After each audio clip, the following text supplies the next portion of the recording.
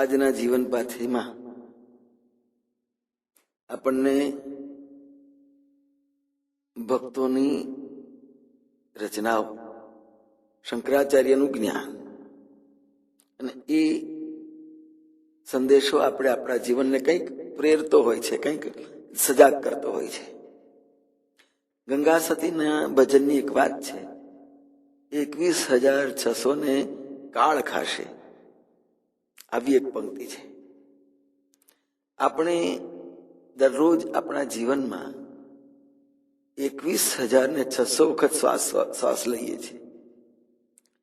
કયો શ્વાસ છેલ્લો હશે તે કોને ખબર.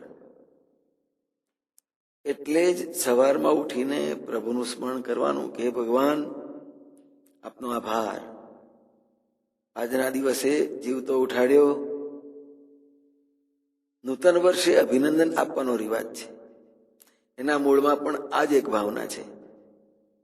આજે તમે જીવતા છો, અભિનંદન. જીવતા રહેવું એ અનન્ય અને અસાધારણ ઘટના છે. જય મહારાજ કે શ્વાસ ઘૂંટતા શરીર નહીં સંઘરે. હાલનું તબીબી જ્ઞાન એટલું બધું આગળ વધ્યું છે કે ડોક્ટરો દર્દીને જીવાડવા માટે બધા જ પ્રયત્નો કરે. પહેલાના સમયમાં ટીબી કે ટાઇફોઇડ થયો હોય તો સામાન્ય રોગ હતો છતાંય માણસ મરી જતો.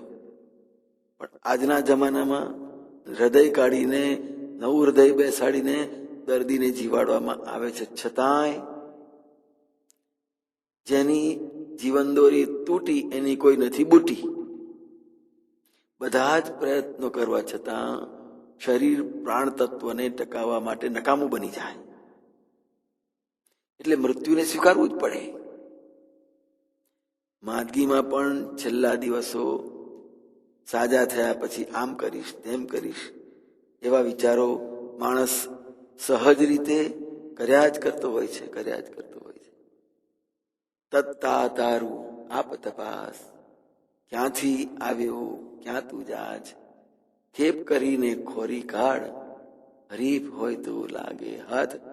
મૂરખના મનમાં નહીં ત્રાસ, તત્તા તારું આપ તપાસ. તારી જાતને જો, જાગૃત થા અને સમજ આત્માને. જય મહારાજ.